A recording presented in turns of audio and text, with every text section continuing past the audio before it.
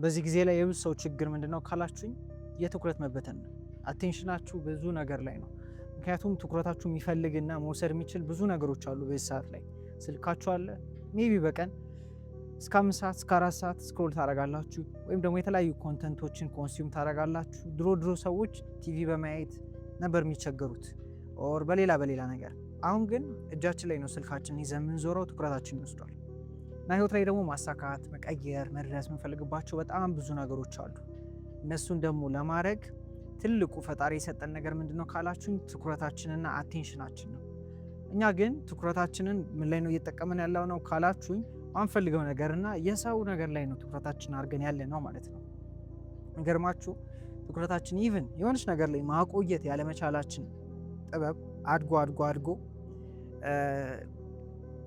ይሄ ባህር ላይ የሚኖሩ እንስሶች አሉ።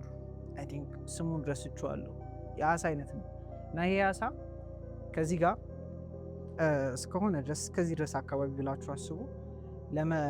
የሆነ ነገር ለመብላት ያየውን ነገር ለመብላት እየሄደ መሀል ላይ ረስቶት ወደ ሌላ ቦታ ሊሄድ ይችላል።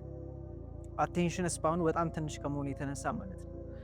ትኩረታችሁን መሰብሰብ፣ ትኩረታችሁን የምፈልጉት ነገር ላይ ማድረግ እና ደግሞ የምፈልጉትን ነገር ማሳካት የምትችሉበትን ሀሳብ አካፍላችኋለሁ።